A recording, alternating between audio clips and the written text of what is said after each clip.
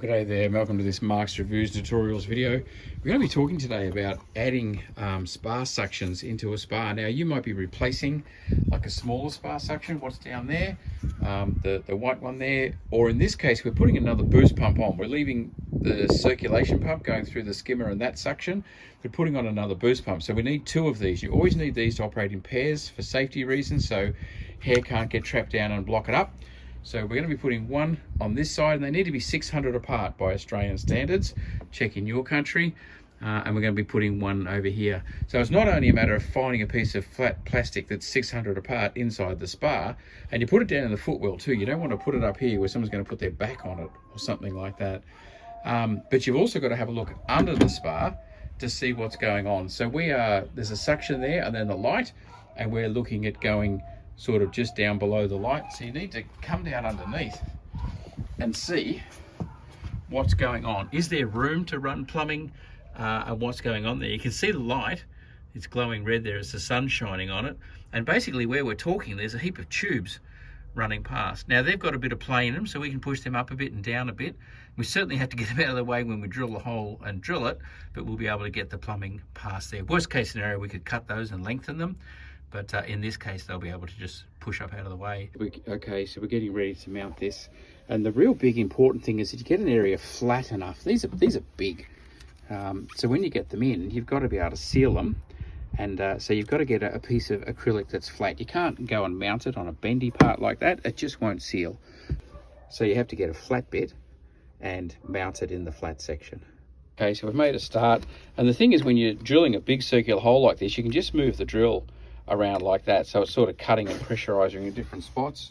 You can see that's how far we are in so far, and the center hole holds it in place.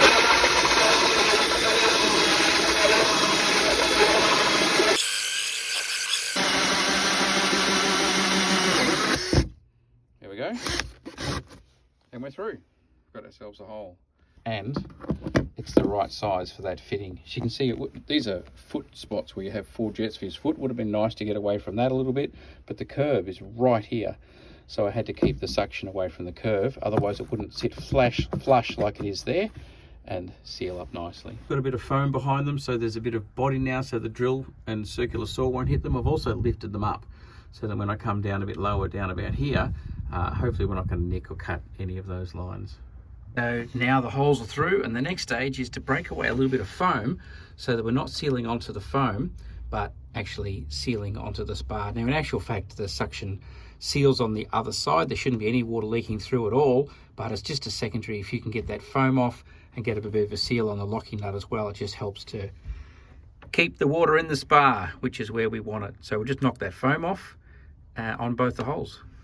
Just so you can see what I mean by that, I've knocked the foam off, so that when we put that fitting through, we'll put silicone on the back of the suction on the inside of the spar and press it in so it seals on that face, and that'll sort of tend to come through here. Then once the fitting's in, I'll put a bead around the inside edge, so if there's any gap there, and then when the lock nut comes in, and it'll seal on that as well, just giving it all a big seal, and then we'll pull it up nice and tight, and the silicone will take up all the gaps. They don't actually supply washers with these, no rubber washers or anything like that, and when you're using silicone, it does actually tend to make the rubber washers pop out, so they can be more nuisance than good. You can get like soft plastic washers that don't pop out, so if you've got a bit of a curve or something like that you want to take out, they can help. But normally, even with a little bit of a curve, silicone is enough. Get it into a flat if you can, but silicone will take up a little bit of a curve and a bit of shape in it as well.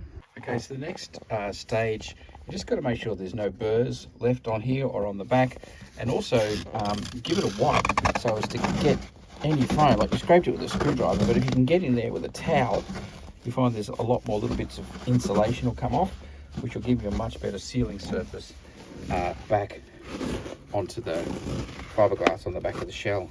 So give it all a wipe. I'm going to wipe all this down. I'm going to get this last little bit of water. I'm going to silicone, so I don't want mess in here. So I'm going to get all of the mess from the drill, this water that came in from a rainstorm, get it all out, get it all clean, and then we'll start the siliconing. So I've got it all clean, and now what you do is phone a friend, get a friend, because you're going to need someone inside holding these in place while someone else is on the outside screwing the lock nut in. So you can't do this one by yourself, so grab a friend time.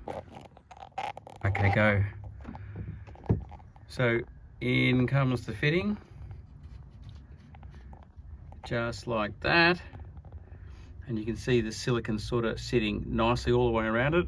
I'm actually, because it's very hard to get in there and reach, I'm not going to be able to get the silicone gun in, so I'm going to put a smear of silicone around the face of the lock nut, then take the lock nut under and screw it in. Try not to get it on the thread, so it makes it really tight and it's just a pain. Okay, so the lock nuts are on now. As you can see, they're done up nice and tight. You don't need to tool them up tight, you're just going to squash all the silicone out if you do that, but just do them up really, really firmly, hand tight, make sure there's no wobble or play, and then that's ready for the plumbing.